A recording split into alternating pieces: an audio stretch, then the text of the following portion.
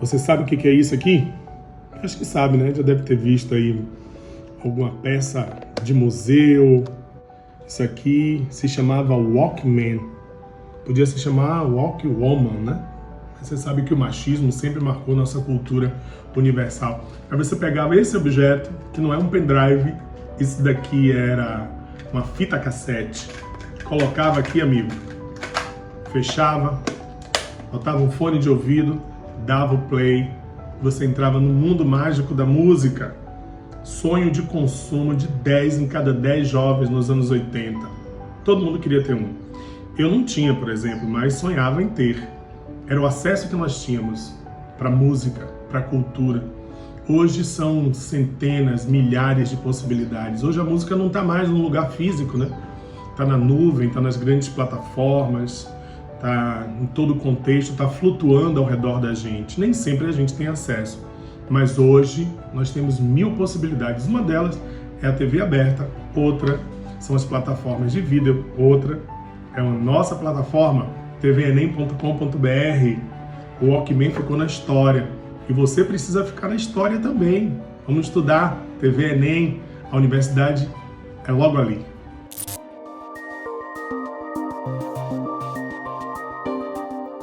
Boa tarde, pessoal, tudo bem? Professor Jarbas de Jesus falando aqui com vocês. Sejam bem-vindos à TV Enem e sejam bem-vindos a essa nova preparação, esse novo modelo de preparação que nós estamos construindo juntamente com vocês nessa nova etapa, né? Apesar de um período excepcional, nós estamos aqui mostrando que é possível que a gente tenha o nosso aprendizado garantido e a nossa preparação para o Exame Nacional do Ensino Médio também da mesma forma garantida a partir dessa bela proposta. Bem, gente, nós estamos na aula 7. A aula 7 de Física vai começar a tratar, né, da mecânica newtoniana e a sua influência, a sua cobrança nos exames nacionais, incluindo o Exame Nacional do Ensino Médio, né, o Enem. Gente, é o seguinte, eu trouxe aqui nesse quadro aqui uma organização objetiva para que a gente possa introduzir os conceitos de dinâmica, né? Então trago aqui para vocês, né? Dinâmica de Newton é uma teoria clássica, isso é importante, né? É uma teoria clássica que foi construída para explicar o comportamento, né, de partículas e sistemas de partículas. Isso é que é importante. E essa teoria ela vai ser abordada especificamente aqui para as causas do movimento, né? Então Newton trouxe para a gente uma característica importante de um sistema de partícula ou de uma partícula isolada, e essa característica importante, ou seja, seria como fazer uma anamnese de um sistema de partículas. E esse conjunto de parâmetros define o que nós chamamos em mecânica newtoniana de estado de movimento. Então, o estado de um movimento de um sistema de partículas é o que Newton busca explicar através do seu conjunto de leis que serão abordados. Essas leis serão abordadas na próxima aula, a aula de número 8. Então, venha para cá comigo, né? Eu estou trazendo aqui, sem dúvida, a principal construção teórica, o principal conceito associado a essa teoria, que é, sem dúvida, o conceito de força. Gostaria de lembrar a você que, do ponto de vista do estado de movimento, que é o que Newton busca explicar, esse estado de movimento, a partir da mecânica de Newton, ele pode ser investigado com base no conhecimento, no comportamento dos seguintes parâmetros físicos: a posição que a partícula tem em um dado tempo, o conhecimento da sua velocidade, em um dado tempo e o comportamento de uma grandeza importante que será abordada em aulas futuras, chamada de quantidade de movimento linear ou simplesmente momento linear. O Newton colocou para a gente que, conhecendo o comportamento desses três parâmetros, você será capaz, a partir de suas leis, de descrever o passado, dinâmico desse sistema e mesmo o futuro. Então, sem dúvida, o principal conceito aí é o conceito de força. O conceito de força é dado dessa forma compacta e direta. É um agente físico, é um agente físico vetorial, e esse agente físico é o agente capaz de modificar exatamente esse estado de movimento que nós colocamos aqui, tá? Quais são as características dessa força? Eu trouxe aqui para vocês de maneira organizada para que a gente tenha ideia. Então eu tenho características da força. A primeira delas é que a força é um vetor. E aí você já deve ter revisado vetores, a gente está colocando aqui. Esse vetor apresenta módulo, direção e sentido. Então, quando se fala de vetor força, eu preciso associar a esse vetor essas características que nós estamos colocando. O módulo ou intensidade será dada em uma unidade específica, que é o Newton. A direção de atuação dessa força pode, por exemplo, ser horizontal, diagonal, horizontal, vertical, radial, por exemplo, E o sentido pode ser para a direita, para cima, para baixo. Então, quando esse conjunto de informações são atribuídas a uma força, é porque nós estamos tratando de um vetor. Outra característica importante é que o vetor força, esse agente físico vetorial citado, se eu entendo qual é o comportamento da força resultante, que é o vetor força resultante, eu sou capaz de definir a condição dinâmica desse sistema.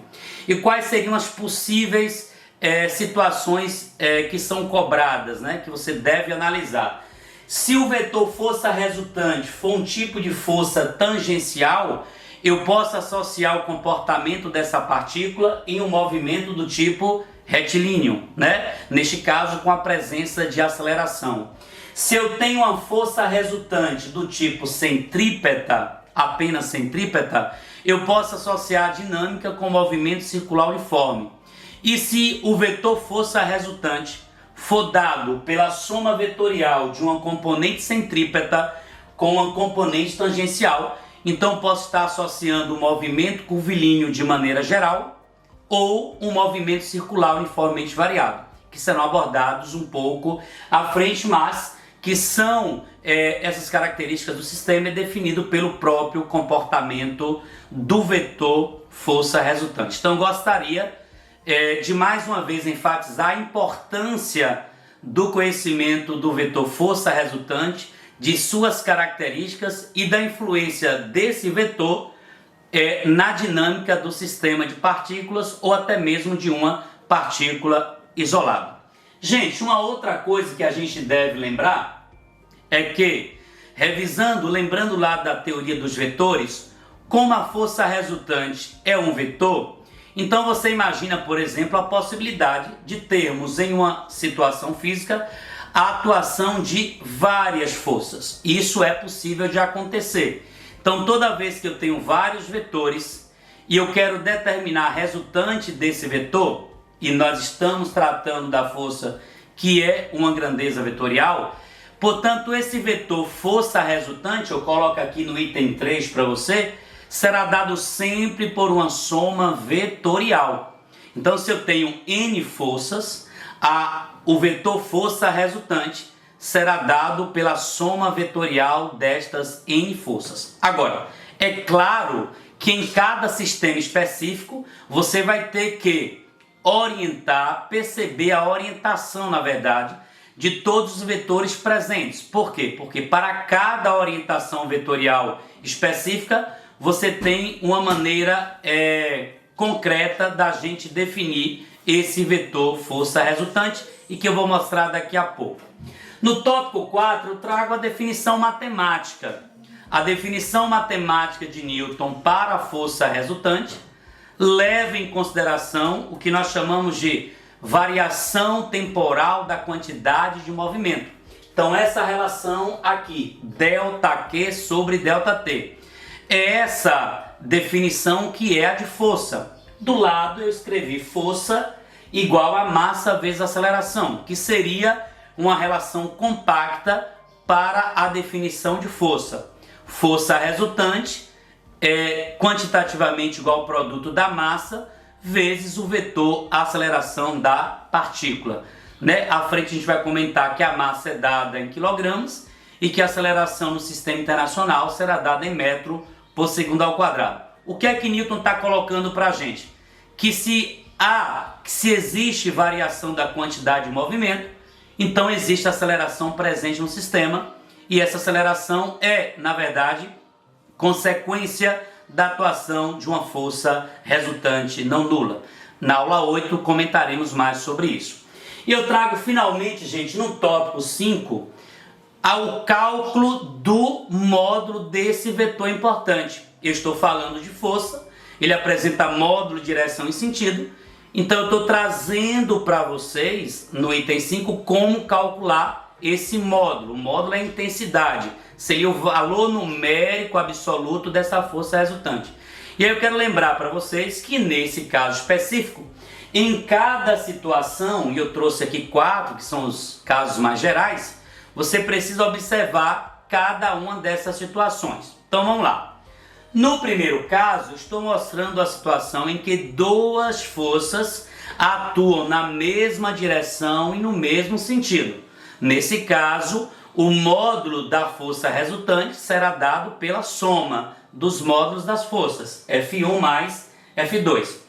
Se essas duas forças atuarem em sentidos opostos, então a força resultante será dada pela diferença. É claro que ali eu estou supondo que o módulo da primeira força é maior que o módulo da segunda força. No terceiro caso, se a força resultante, as duas forças forem ortogonais ou perpendiculares ou normais, ou seja, formam um ângulo de 90 graus, então eu posso obter o vetor força resultante através da relação de Pitágoras.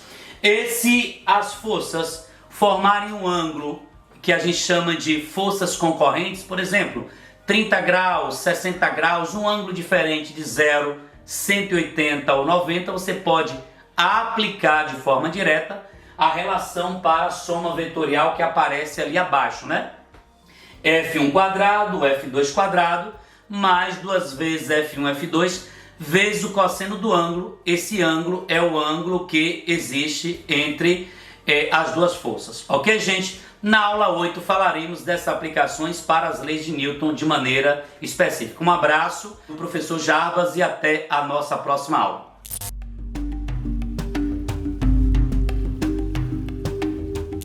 Olá, meus amigos e amigas. Hoje nós vamos falar sobre um escritor muito importante da literatura brasileira, que é o Lima Barreto. O Lima Barreto foi um escritor carioca que foi um verdadeiro cronista da sua época. Ele retratou muito bem as transformações do Rio de Janeiro no início do século XX. Os primeiros governos militares, principalmente do Floriano Peixoto. E o Lima Barreto escreveu muitos romances, escreveu contos, escreveu crônicas. É um sujeito que tinha um olhar muito aguçado sobre as questões da sua época. Foi um escritor negro, sofreu muito por perseguição racista. Ele se transformou, inclusive, em alcoólatra por conta disso, de tantas perseguições, tantas questões ligadas à discriminação, que ele retratava bem em seus livros.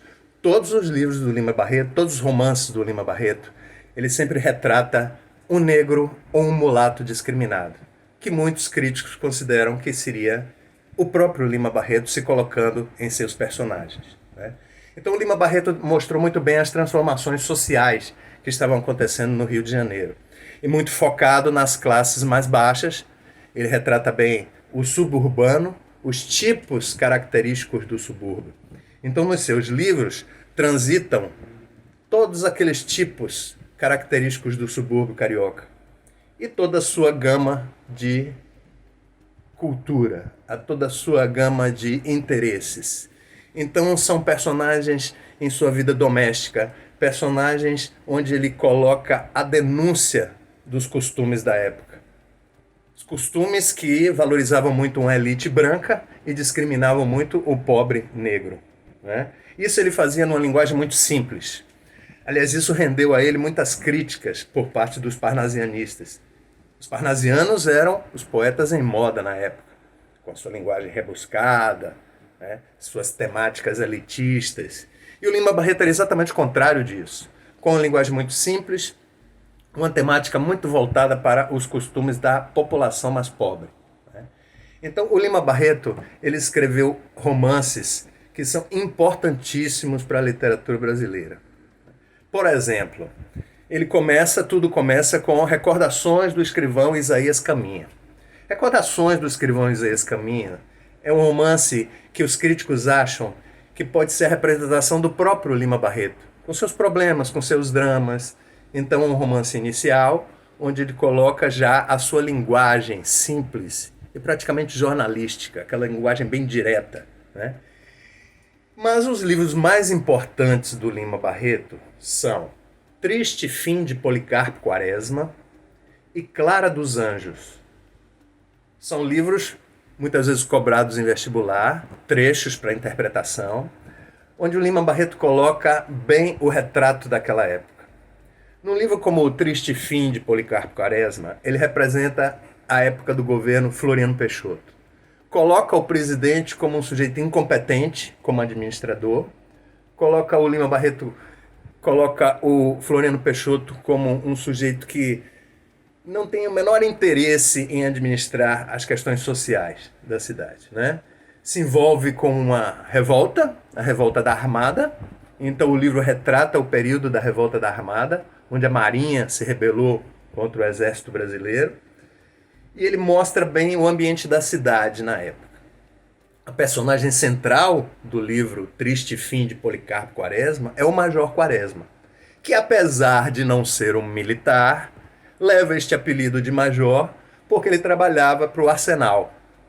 Ele trabalhava para o arsenal do exército. Então, os vizinhos todos os dias viam o Quaresma sair e se dirigir ao arsenal. Logo ele ganhou o apelido de Major Quaresma. O Major Quaresma era um homem comum, um homem de hábitos, um homem de costumes muito arraigados. Então todos os dias fazia as coisas nos mesmos horários, aquele sujeito metódico. Mas o Quaresma também era um grande patriota. Mas o patriotismo do Major Quaresma era um patriotismo ufanista. Patriotismo ufanista, ou nacionalismo ufanista, é aquele em que o sujeito só enxerga as qualidades do país, não enxerga os defeitos. Então o Major Quaresma era um verdadeiro aficionado pelas coisas brasileiras. Na biblioteca da casa dele só tinha livros sobre o Brasil ou escritos por autores brasileiros. Nada que não fosse produzido na agricultura brasileira ele consumia na sua casa. Então era um sujeito que lia, que estudava sobre o Brasil, muito interessado sobre essas coisas. Mas como o Major Quaresma era um ingênuo, um dia ele resolve escrever um artigo para o jornal dizendo que no Brasil deveria se falar tupi e não português. Bom, isso gerou uma grande ironia por parte dos vizinhos. Os vizinhos faziam gozações com Quaresma. Muito deprimido com isso, ele fica triste, né? Frustrado, porque quis falar uma coisa boa sobre o Brasil, mas foi mal compreendido. Então, na segunda parte do livro, é a parte em que ele se muda para um sítio no interior. Nesse sítio, ele tem uma ideia muito grandiosa de dar um exemplo do que seria a reforma agrária no Brasil e acha que a sua terra é a terra mais fértil do mundo porque está no Brasil. E ele se dá mal porque, sem querer usar os defensivos agrícolas, que era normal, estavam surgindo naquela época essa forma de tratar a plantação, e ele se recusa a isso, e as saúvas atacam a plantação dele, ele fica frustrado. Mas nessa parte do livro tem uma coisa interessante. Um sujeito que auxilia ele na plantação é um cara conhecedor da terra, né, que vem lá da época dos escravos, tratando da terra. Então existe aí um confronto interessante, né, sobre o conhecimento livresco do Quaresma e o conhecimento prático deste indivíduo. As conversas entre os dois falam muito sobre essa dicotomia entre a prática e a teoria. Ele escreveu também a terceira parte do livro, onde o Quaresma volta para o Rio de Janeiro e encontra o cenário da Revolta da Armada. Se coloca como voluntário para trabalhar no forte de Copacabana, que estava trocando tiros com o navio da Marinha, por causa da Revolta da Armada.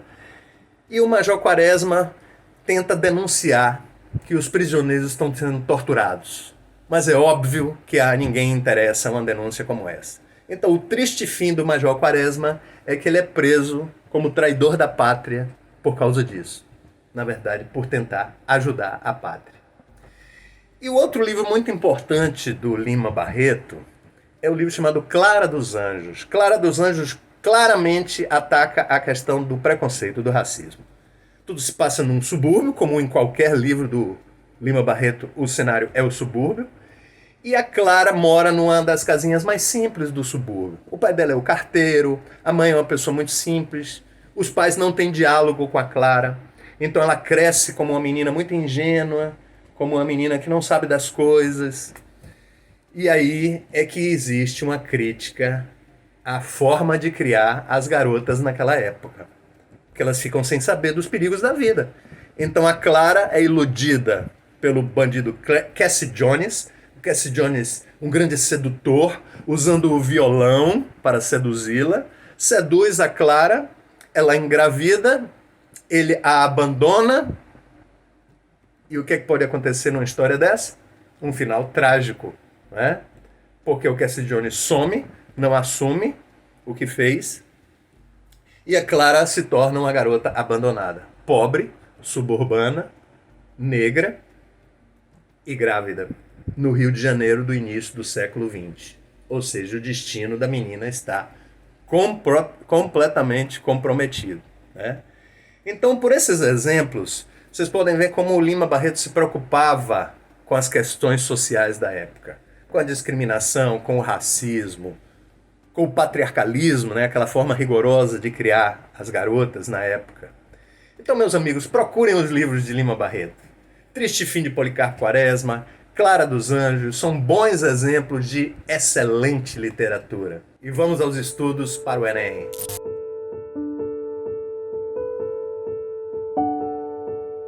E aí, gente boa, enenzeiros e enenzeiras, vamos conversar?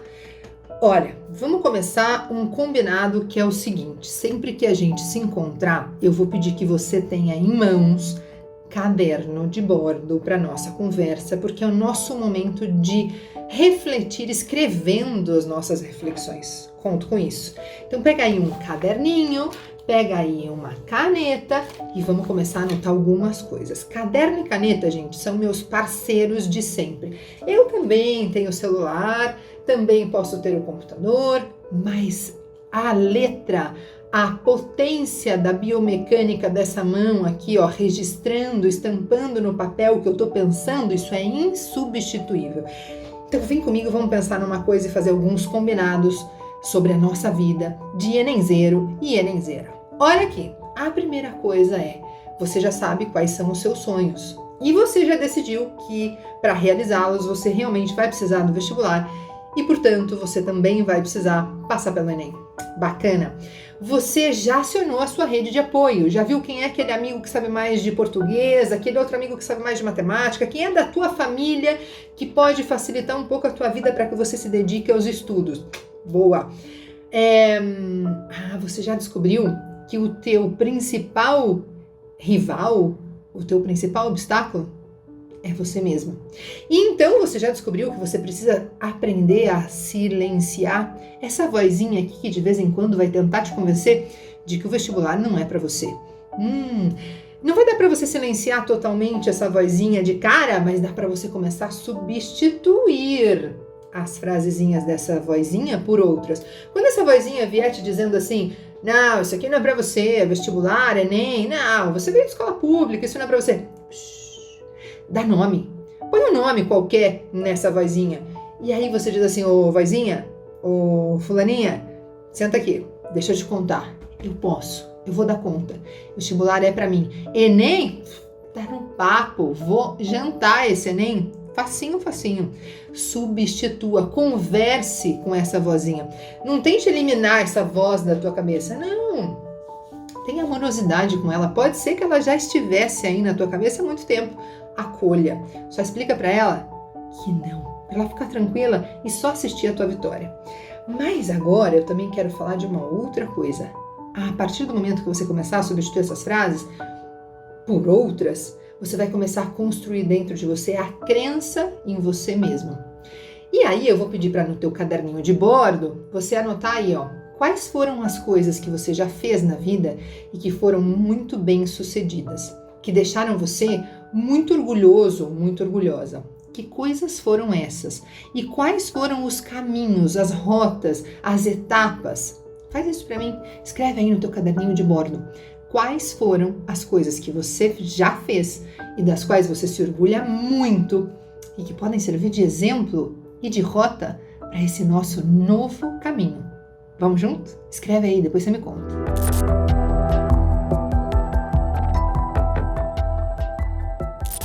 Quando vim da minha terra, se é que vim da minha terra, a correnteza do rio me sussurrou vagamente que eu havia de quedar lá de onde me despedia.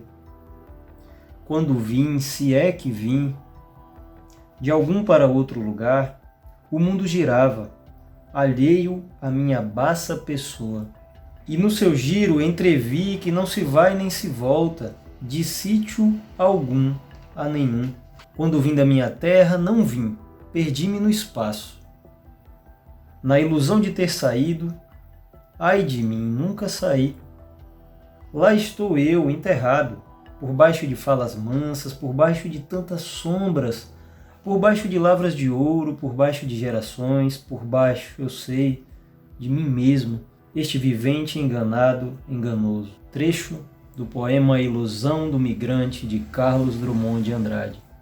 Em forma de poesia, Drummond consegue nos mostrar a maioria, se não todas as categorias que a geografia estuda. Nesse poema a gente consegue perpassar pela ideia de espaço, pela ideia de paisagem, pela ideia de território, lugar e região. As três categorias que falaremos na aula de hoje. Falamos na aula anterior sobre a necessidade de se compreender a paisagem não como aquilo que apenas os nossos olhos podem ver. Todos os nossos sentidos abarcam a paisagem, que é a manifestação viva do espaço. Pensar na paisagem deve ser com muita atenção, com muito cuidado. A análise do todo ela é essencial, sempre que a gente for pensar a geografia em seus diversos âmbitos, em suas diversas categorias. Falando primeiro de lugar, precisamos entender o que é identidade. Quando eu, Rodrigo, ou quando você, aí onde você vive, possuímos, cada qual em seu canto, uma relação de proximidade com esse espaço, o que a gente chama na geografia de espaço vivido, espaço percebido, a gente então constrói uma identidade com este local. E aí eu vou chamar este espaço de lugar. É onde eu vivo minhas relações, desde as primeiras dentro da minha família, na minha casa, perpassando pelas relações sociais construídas na escola, no ambiente de trabalho, ou mesmo em uma praça, um parque, uma praia, um templo religioso que você frequente.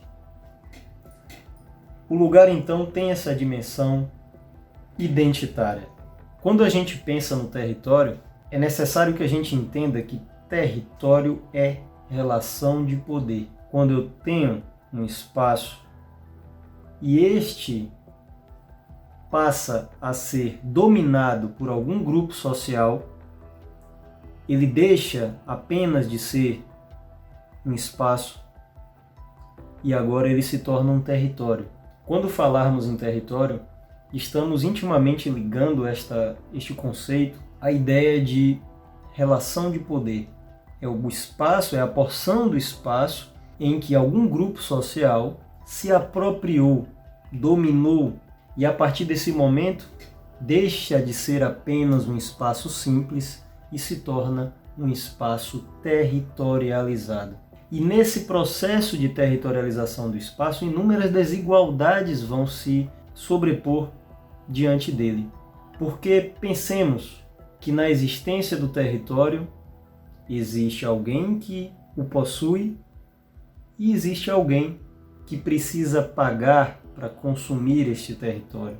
Dessa maneira, a gente tem que entender que a construção do território ela se dá ao longo do tempo histórico e que nos movimentos de migração entre porções distintas do território, nós vamos ver milhares de pessoas, milhões de pessoas que cruzam territórios diferentes, que coabitam em territórios diferentes. E nessa perspectiva vai aparecer o que a gente chama de territorialidade. É quando um sujeito, por mais que ele se mude para um outro território, por mais que ele se mude para um outro espaço, ele carrega aquela ideia de lugar que vem dentro dele, onde ele tem hábitos, costumes, crenças, ideias, e por onde ele vai, esse sentimento vai junto. Isso mostra pra gente que numa mesma cidade, vamos pegar o exemplo da cidade de Salvador. A cidade de Salvador, uma cidade histórica, né? A primeira cidade a ser fundada no Brasil. Desde o século XVI vem se construindo, reconstruindo, tomando formas diferentes, e essa paisagem do espaço geográfico de Salvador nos revela uma multiplicidade de territórios. Vejamos, por exemplo, nessa imagem, onde foi destacado a região do Dique do Tororó. E aí, aproveitando, a gente já entra no conceito de região. Quando a gente possui um determinado território, este, para melhor ser organizado, conhecido, administrado, precisa ser segmentado em partes não necessariamente iguais. Quase sempre não são iguais. Isso seria a regionalização do território. Se eu regionalizo esse território que eu possuo, em tese, se torna melhor para poder alcançar os objetivos de administração, de domínio. E isso vale sobre a ótica do Estado, como vale sobre a ótica de qualquer relação social. A nossa casa é territorializada.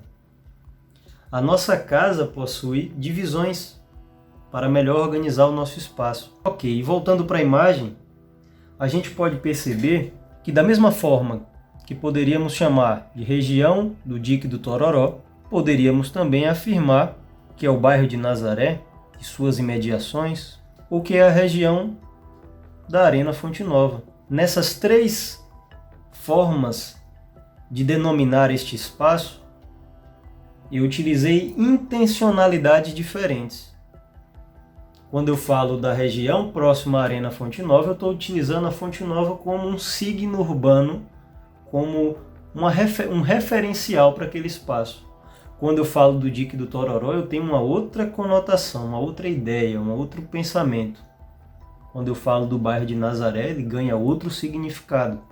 E se voltando para a imagem, a gente fala das proximidades, das imediações, como o bairro de Brotas, como o comércio e o centro histórico que está sobre ele, o bairro da Saúde, ou qualquer outra localidade que a gente optar por classificar, eu pergunto para vocês, estamos falando de quantas regiões e de quantos territórios só nessa porção que a imagem nos trouxe? Todas as mais diversas regiões e territórios que vocês pensarem, e aqueles que vocês talvez nem pensem, estão sobre esse local. Não dá para contar quantas regiões, quantas possibilidades de se regionalizar esse espaço a gente tem. São inúmeras. Eu posso regionalizar através do clima, eu posso regionalizar através da distribuição da rede hídrica, eu posso regionalizar através da criminalidade ou da ação efetiva do Estado. Existem diversas formas de se regionalizar o espaço, assim como existem diversos territórios aí. o território que o Estado se faz presente, o território que o crime organizado se faz presente, o território das manifestações religiosas, das mais diversas que existem em Salvador, as territorialidades ligadas às classes sociais e o papel de cada manifestação cultural nesse meio. Então, meus queridos, pensar espaço, paisagem, lugar, território, região, é entender que tudo isso está interconectado, está em rede. E essa é a base para a compreensão de todo e qualquer outro tema da geografia. Por isso eu chamo a atenção de vocês para que sempre tenham essa compreensão dinâmica, pois dentro desse mesmo espaço, dentro dessa mesma paisagem que reflete esse espaço, dentro dos lugares que temos, territorializados ou não, regionalizados ou não, possuímos o encontro entre as várias faces do tempo histórico. Construções antigas, como o Palácio Rio Branco, que do outro lado da mesma praça, do mesmo largo, tem a Prefeitura de Salvador, de um outro tempo histórico. E aí a gente vê quando o tempo ele se dinamiza e ele se mistura. E isso é um grande exemplo de como a geografia se debruça diante desse espaço. Esse é o recado de hoje. Um abraço para vocês e continuem nessa força.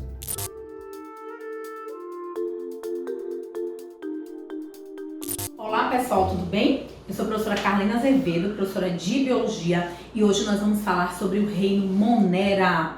Quem são esses organismos? Pertencem ao reino Monera 3 grupos de organismos: as bactérias, as arqueobactérias e as cianobactérias. Os organismos que pertencem a esse reino, eles possuem célula procariótica, ou seja, uma célula que não apresenta núcleo individualizado. Elas não possuem membrana nuclear ou carioteca.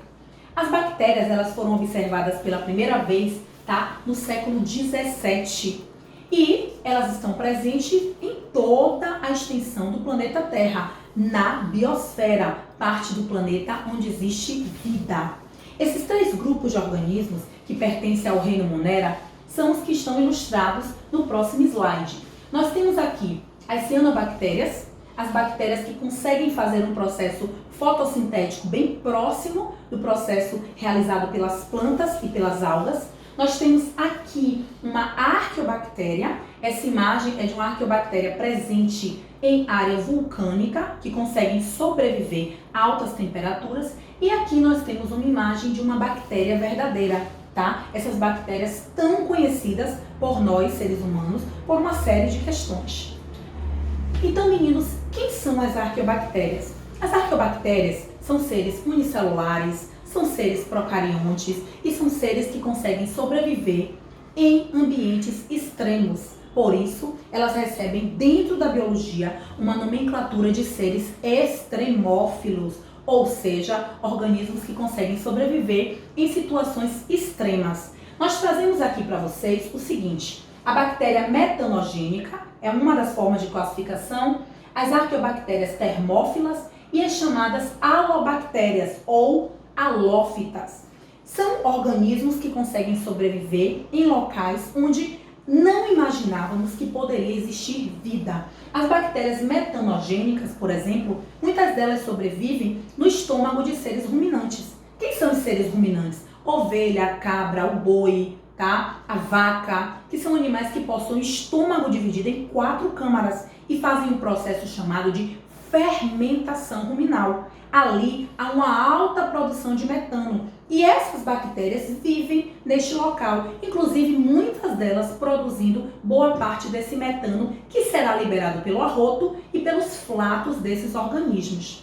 Aqui nós temos as chamadas arqueobactérias termófilas, são aquelas que conseguem sobreviver nos extremos de temperatura, por exemplo, em uma área que tenha um vulcão em erupção. E as alobactérias ou halófitas, que são aquelas que conseguem sobreviver em locais com alta concentração de sal, como por exemplo o Mar Morto. Então perceba que esses organismos, eles realmente conseguem sobreviver em locais extremos, em locais onde a gente imaginava que não existiria vida. As chamadas bactérias verdadeiras, elas também são unicelulares, elas também são procariontes. Muitas delas podem ser úteis à espécie humana e outras podem causar sérios problemas. As chamadas bactérias verdadeiras podem vir isoladas ou formando colônias. Alguns exemplares são autótrofos, não autótrofo relacionado a processo de fotossíntese, não. Há um processo denominado de quimiossíntese, que utiliza um outro composto, que não é, nesse caso, o gás carbônico. E existem, a grande maioria das bactérias verdadeiras, elas são heterótrofas decompositoras. Elas decompõem matéria orgânica morta e disponibilizam nutrientes. E a respiração desses organismos pode ser aeróbia. Muitas bactérias utilizam o oxigênio, tá, na quebra da molécula de glicose, e outras bactérias são anaeróbias. Elas não utilizam o oxigênio nesse processo. Meninos, a importância das bactérias, tá? Vamos destacar aqui algumas questões. Claro que não vamos deixar de mencionar que muitas bactérias, elas são patogênicas. Elas podem provocar doenças, tá? Nós temos, por exemplo, a pneumonia, que é uma doença bacteriana. Nós temos a tuberculose, que é uma doença bacteriana, a meningite, cólera. Então, as bactérias, elas podem provocar doenças. Elas são organismos patogênicos. Mas assim, a importância das bactérias para a nossa vida. Muitas bactérias são utilizadas para fins biotecnológicos. Aqui, por exemplo, eu trago para vocês a produção da insulina. A insulina, ela foi produzida pela primeira vez pela E. coli. A E. coli, ela recebeu um gene humano que produz a insulina e a partir daí ela produziu a insulina, um hormônio tão importante para regular os níveis de glicose no nosso sangue. E essa E. coli, ela foi capaz de sintetizar a insulina, que hoje é comercializada em larga escala. Aqui nós temos o processo de decomposição. Se não existisse o processo de decomposição, o planeta Terra seria uma verdadeira lata de lixo. E vocês sabem que as bactérias, junto com os fungos, são importantes neste processo para evitar acúmulo de lixo no nosso planeta.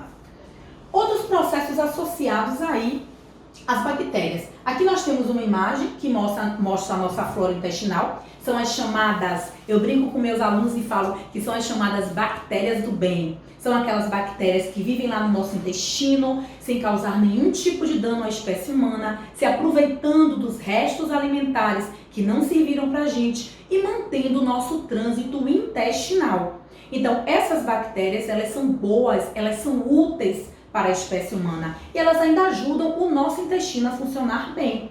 Quando a gente tem um processo, por exemplo, de diarreia contínuo, a gente precisa muitas vezes recompor a flora intestinal, fazendo muitas vezes o uso de algum tipo de medicamento.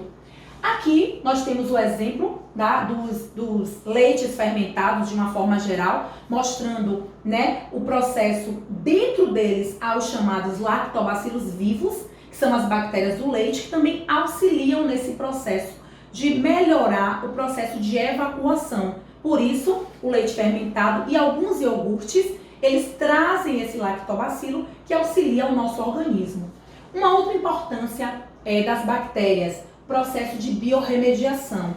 Biorremediação, gente, é um processo no qual bactérias são utilizadas tecnologicamente para remover, tá, ou reduzir poluentes ambientais. Vou dar um exemplo para vocês. É muito comum em derramamento de petróleo. Você tem um derramamento de petróleo em um ambiente marinho. Primeira coisa que vai acontecer ali é o comprometimento da cadeia alimentar. Como óleo e água não vão se misturar, a luz do sol não vai conseguir penetrar e os organismos autótrofos não conseguirão fazer a fotossíntese. Isso afeta de forma significativa toda a cadeia alimentar. O que foi descoberto? Algumas bactérias, elas são capazes de se alimentar, elas quebram os componentes presentes no óleo e elas são capazes de se alimentar desses componentes. Dessa forma, elas acabam aproveitando aqueles hidrocarbonetos presentes ali no óleo e elas deixam o ambiente limpo. Esse processo, ele é chamado de biorremediação e ele pode ser feito pelas bactérias e por outros organismos vivos. Terceiro grupo, gente, Aqui são as cianobactérias. Durante muito tempo, as cianobactérias elas eram confundidas como algas. Por quê? Porque elas possuem a capacidade de fazer fotossíntese. Deixa eu só passar aqui o próximo slide, tá? As cianobactérias, elas também são procariontes. Elas vivem em água doce, água salgada ou em ambientes úmidos. Elas são seres autótrofos fotossintetizantes, mas suas células elas não possuem o cloroplasto, que está presente lá na célula vegetal, na célula, por exemplo, de uma planta, certo? Ela possui pigmentos acessórios, tá? Que auxiliam nesse processo de realização da fotossíntese. Esses são os organismos do reino Monera que fazem uma fotossíntese próxima da fotossíntese da planta e da fotossíntese das algas. Eu trouxe aqui questão do Enem para a gente responder. Essa questão foi uma questão do Enem do ano de 2015, tá? A remoção de petróleo derramado em ecossistemas marinhos é complexa e muitas vezes envolve a adição de mais substâncias ao ambiente. Para facilitar o processo de recuperação dessas áreas, pesquisadores têm estudado a bioquímica de bactérias encontradas em locais sujeitos a esse tipo de impacto. Eles verificam que algumas dessas espécies utilizam as moléculas de hidrocarbonetos como fonte energética, atuando como biorremediadores e removendo o óleo do ambiente. Perceba que essa questão do Enem 2015, ela traz pra gente um processo de biorremediação, foi o que a gente viu há pouco. Para serem eficientes no processo de biorremediação criado, as espécies escolhidas devem possuir. O que uma bactéria, para ser utilizado na biorremediação, deve ter? Nós temos aqui 5 alternativas, dentre essas, a alternativa correta é a alternativa C. Por quê? Porque ela apresenta enzimas que catalisam reações de quebra das moléculas constituintes no óleo. São essas enzimas que vão degradar, tá? E facilitar o processo. Um beijo e até a próxima!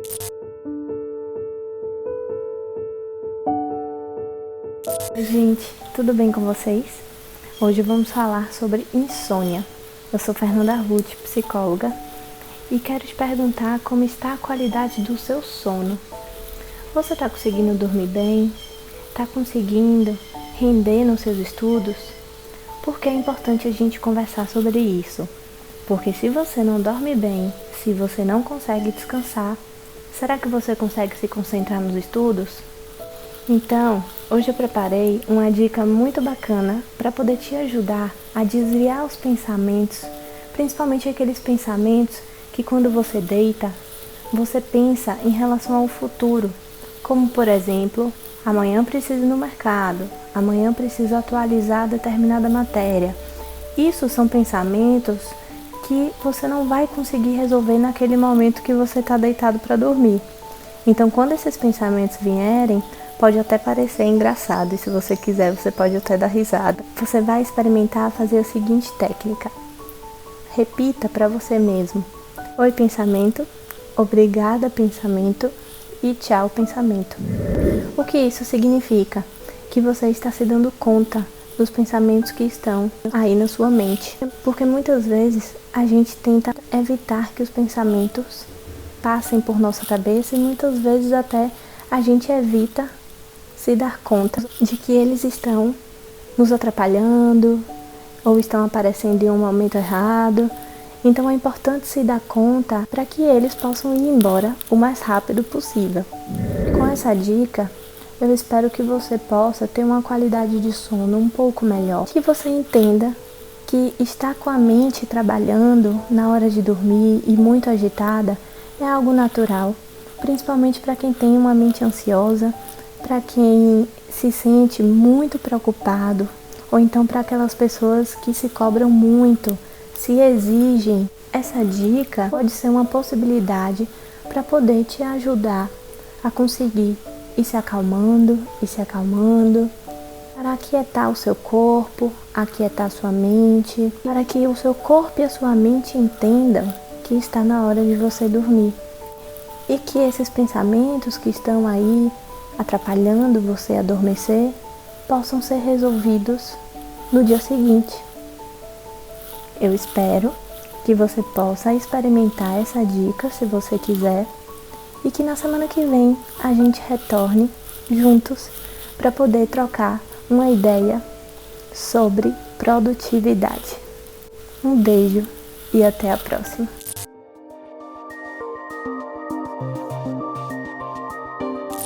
Olá pessoal, tudo bom? Meu nome é Leonardo, sou professor de Química. Comumente gravo minhas aulas no meu laboratório, né? Minha cozinha, né? No meu laboratório é a cozinha, mas hoje estou aqui no meu estúdio, vulgo quarto, tá? Nesta aula vamos falar sobre modelos atômicos. Mas antes, queria mostrar para vocês como é que eu ouvia a música antigamente. Era através disso daqui, fita cassete. Sim, ouvia a música através de fita cassete. Mas hoje em dia eu e vocês com certeza não precisamos ouvir música por fita cassete. Com o avanço tecnológico, né, nós passamos do Discman, na época do CD, DVD, MP3, MP4, até chegar à era, né, da internet, através do smartphone, ouvimos músicas de formas completamente diferentes de décadas atrás. Mas o que isso tem a ver com modelos atômicos? É que o avanço tecnológico modificou a forma como escutamos as músicas. E os avanços tecnológicos também modificaram os modelos atômicos, aperfeiçoaram, responderam questionamentos que os cientistas das épocas, dos pesquisadores, né, daquele contexto histórico faziam, tá bom? Bom, o átomo, ele remete lá na Grécia Antiga com os filósofos Leucipo e Demócrito, tá? Para eles, o átomo é algo não divisível, a matéria é descontínua, a matéria é formada por esses átomos, né? Se eu pegasse a matéria e dividisse, ia ter um momento que era impossível dividi-la, e esse momento, esta matéria pequeníssima, é chamada de átomo, daí a ideia de átomo. E retomando essa ideia, John Dalton, através de fatos experimentais, né, com dados experimentais mesmo, ele postulou algumas coisas sobre esse modelo atômico, né? Ele fez os postulados sobre o modelo atômico, tá? E uma delas era que o modelo atômico era maciço, uma esfera maciça, indivisível, indestrutível. Quando relaciona o modelo atômico de Dalton, é muito comum relacionar uma bola de bilhar, ou para nós, né, eu conheço como bola de sinuca, né? Como é que uma bola de sinuca? Ela é maciça. Por exemplo, tem uma bola de futebol, uma bola de futsal aqui, uma bola de futsal. Qual é a diferença de uma bola de futsal para uma bola de sinuca?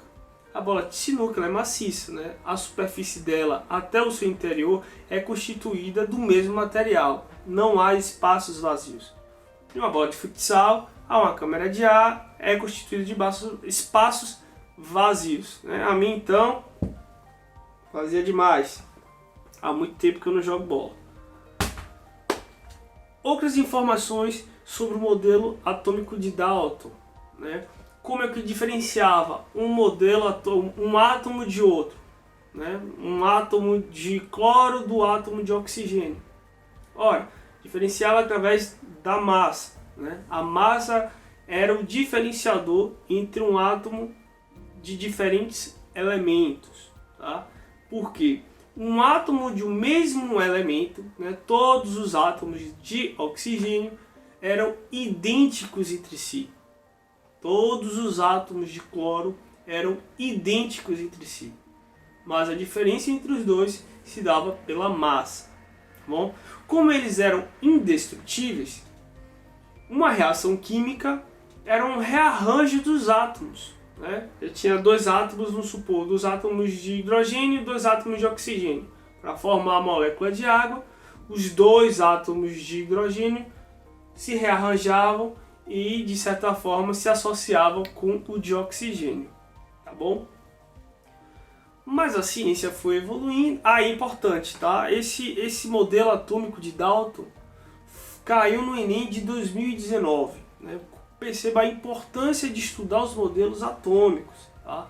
Eles vai e vem, caem nos vestibulares, caem no Enem, pode cair em concurso, enfim, tá?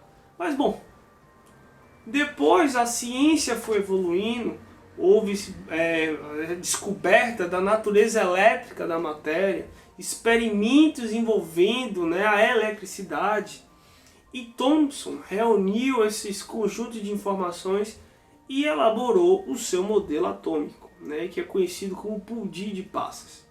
Tá? Já vou falar dele, mas eu queria falar como se chegou até esse experimento, né?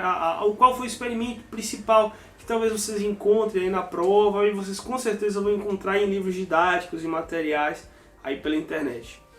O experimento foi a ampola de Crookes, né? A ampola de Crookes foi utilizada e eles, né, como é que era a ampola de Crookes? O que era o raio catódico? O raio catódico é importante para entender esse modelo atômico de Thomson.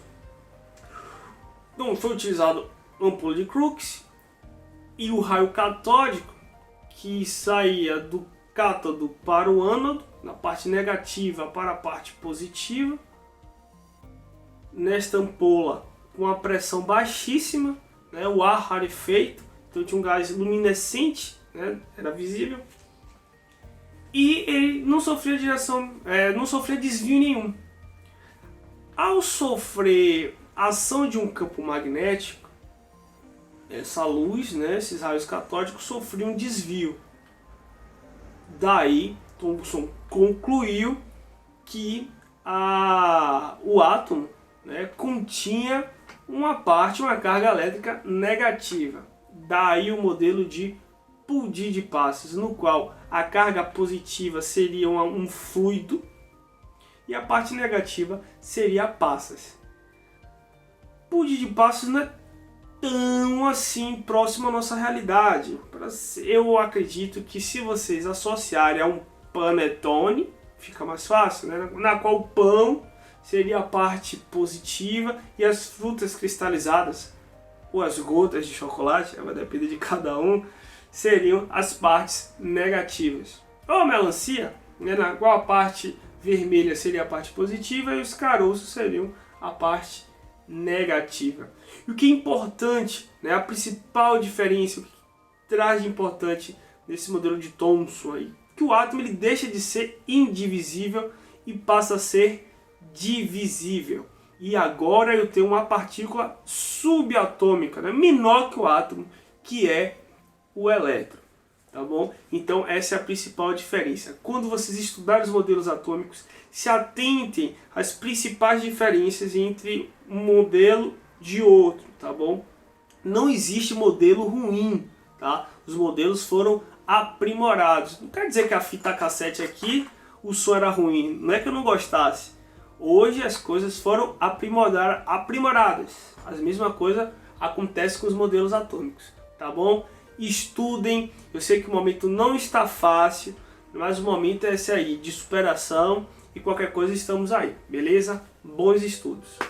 Começamos mais uma semana de aula com nossos mestres queridos, professoras maravilhosas, e você está acompanhando, está estudando, está revisando as aulas que perdeu, está indo lá na nossa plataforma tvenem.com.br. Lembre-se que a gente está também nas plataformas de vídeo, é só procurar o canal do Escritório do Pensamento e, claro, na TV aberta e também nas TVs a cabo. Olha, cara, vamos acessar, dá um play aí, ó, um play em direção ao seu futuro, em direção à universidade. Um grande abraço, paz e luz para você.